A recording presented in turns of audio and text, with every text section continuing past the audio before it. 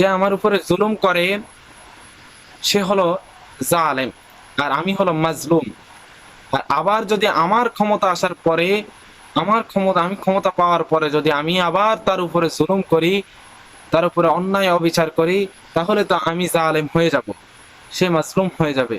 তার মানে ভাই আমরা জালেম হব না, আমরা মাজলুমে থাকবো। আমরা যেন জালেম না হই, আমরা যেন অন্যকে কষ্ট না দিই, ভাঙচুর যেন না করি। আপনার 50,000 টাকা ক্ষতি করলো, আপনি তার 5 লক্ষ টাকা ক্ষতি করতেছেন, তাহলে তো আপনি, সে 50,000 টাকার ক্ষতি করলো, আপনি তার চাইতে প্রায় 4,50,000 টাকা আপনি বেশি ক্ষতি করলেন। তাহলে আপনি আরো বেশি ক্ষতি করলেন, আপনি তার চাইতে বেশি জালেম হয়ে গেলেন। আসসালামু আলাইকুম রহমতুল্লাহ বারাকাতু।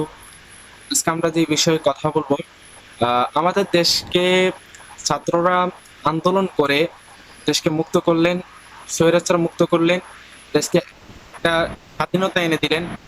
তারই মধ্যে একটা দল লুটপাট শুরু করে দিয়েছে, মানুষের সম্পদ নষ্ট করতেছে,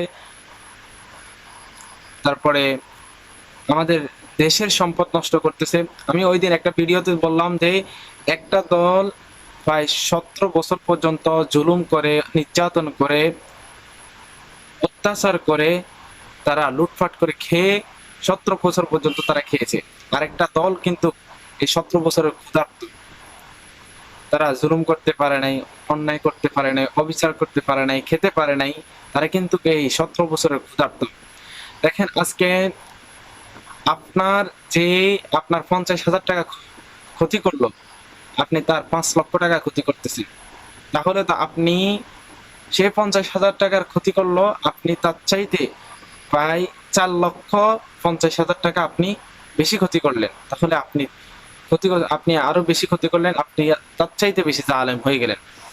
যে আমার উপরে জুলুম করে সে হলো জালেম, আর আমি হলো মাজলুম।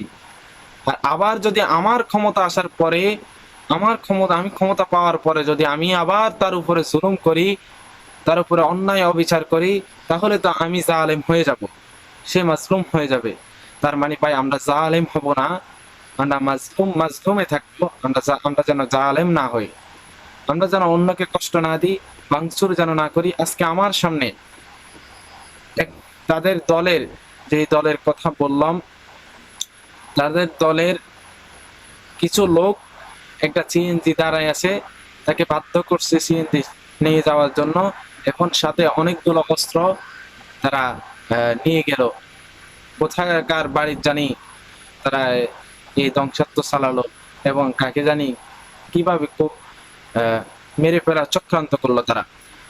তো ভাই আমার কথা হচ্ছে যে এটা, আমরা যেন জালেম না হয়ে যাই, আমরা যেন অন্যের ক্ষতি না করি। আমরা, ইসলামের সৌন্দর্য হচ্ছে যে কেউ আমার উপরে জুলুম করছে, আমার যদি ক্ষমতা আসে তাহলে আমি তাকে মাফ করে দিব।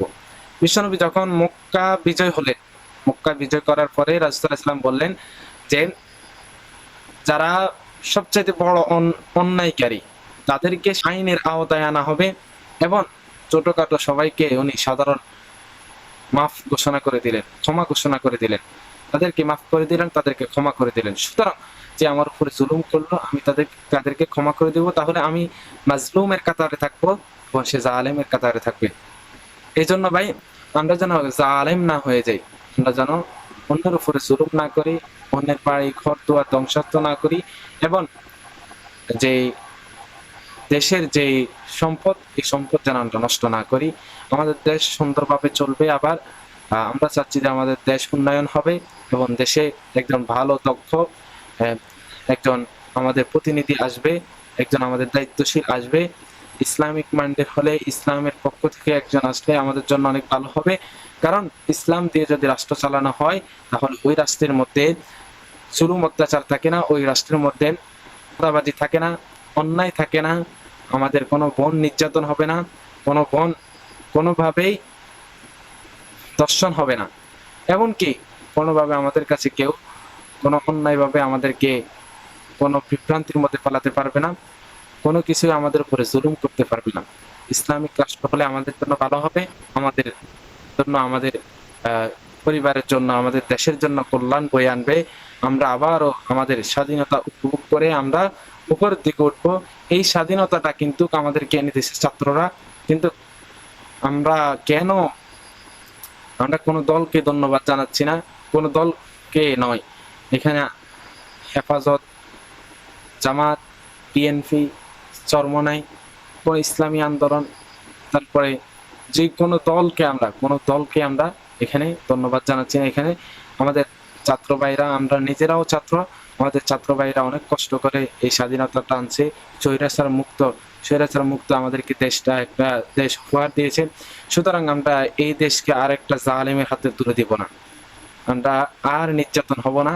আমরা ইসলামিক মাইন্ডের ইসলামিক একজন নেতা তৈরি করে নিব ইনশাল্লাহ। এখানেই আমার কথা।